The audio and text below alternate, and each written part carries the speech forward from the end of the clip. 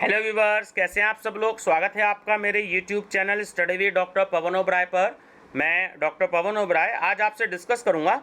देखिए, आज 12 सितंबर 2021 है और दैनिक जागरण की ये इन्फॉर्मेशन है। तो एक मैंने जो सीरीज शुरू करी है आपकी करंट अफेयर्स और जीके क्वेश्चन, तो उसमें जो भी कोई नई न्यूज़ आएगी तो वो मैं आपके साथ डिस्कस करूंगा। तो मेरी पूरी कोशिश है, क्योंकि जो आगे कंपटीशंस के एग्ज़ाम आपके होने हैं तो उनसे रिलेटेड ज़रूरी नहीं है कि आप एमसीक्यूज़ ही पढ़ें, तो वो डिटेल स्टडी भी हो सकती है और वो एमसीक्यू स्टडी भी हो सकती है। तो मैंने इसलिए आपको पहले ही कहा है कि लेटेस्ट करंट अफेयर्स तो वो आप चाहे एमसीक्यूज़ फॉर्म में पढ़ें, चाहे आप डिटेल में पढ़ें, तो चाहे वो किसी मैगजीन्स के माध्यम से हो, न्यूज़पेपर के माध्यम से हो या किसी टीवी चैनल के माध्यम से हो। तो इसमें क्या नई चीज़ आई है, देखिए हम सबको इसके बारे में पता भी होना चाहिए कि क्या कहती है सरकार कि आसान होने जा रहा ई कॉमर्स निर्यात। तो जैसे मधुबनी पेंटिंग, मणिपुर के काले चावल, बीकानेरी की भुजिया जैसी चीज़ों का अब कारोबारी आसानी से निर्यात कर सकते हैं।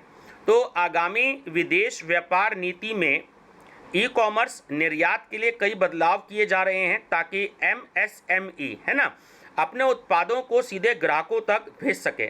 तो इस माह के आखिर तक घोषित होने वाली विदेशी व्यापार नीति, ये भी आपको याद रखना है, जो एमसीक्यूज क्वेश्चन बड़ा इंपॉर्टेंट है कि जो है वो विदेशी व्यापार नीति अब जो डिक्लेयर होगी वो 2021 से 2026 तक की होगी, है ना, जो ब्रैकेट में दे रखा। तो हो गया आपका एमसीक्यूज, ठीक है। और इस माह यानी सितंबर के लास्ट में डिक्लेयर हो जाएगी, तो दो आपके एमसीक्यूज हो गए, यानी सितंबर 2021 में डिक्लेयर होगी और 2021 से 2026 तक के लिए 5 साल के लिए होगी। तो 3 आपके ये एमसीक्यूज क्वेश्चन हो गए।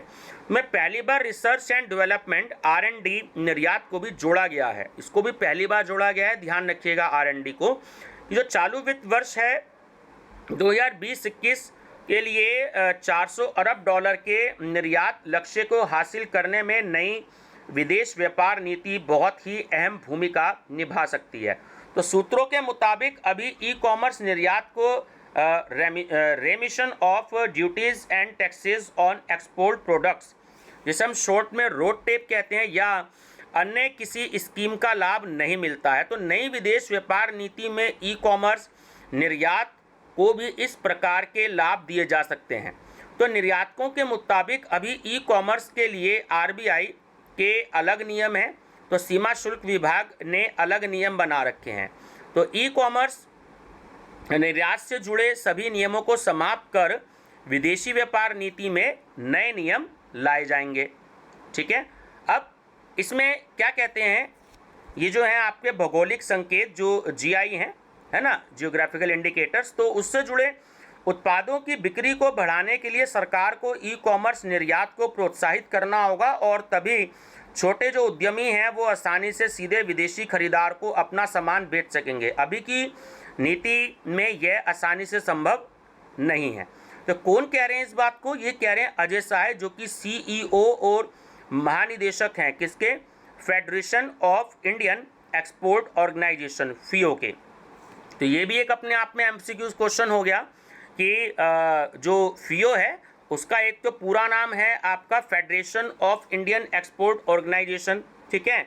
तो और इसके जो FIO के जो CEO और महानिदेशक हैं वो कौन है, तो अजय सहाय हो गए। तो ये आपका अपने आप में एमसीक्यूज क्वेश्चंस हो गया, ठीक है।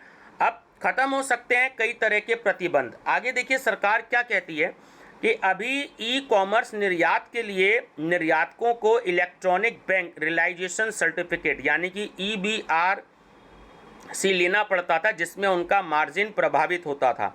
तो निर्यातकों के मुताबिक 20 से 25 हज़ार रुपये के सामान का ई कॉमर्स निर्यात करने पर उन्हें 2 से 2.5 हज़ार रुपये बचते हैं, और EBRC लेने की वजह से उस 2 से 2.5 हज़ार में से 500 से 1,000 रुपये बैंक को देना पड़ जाए तो ऐसे निर्यात का क्या फ़ायदा।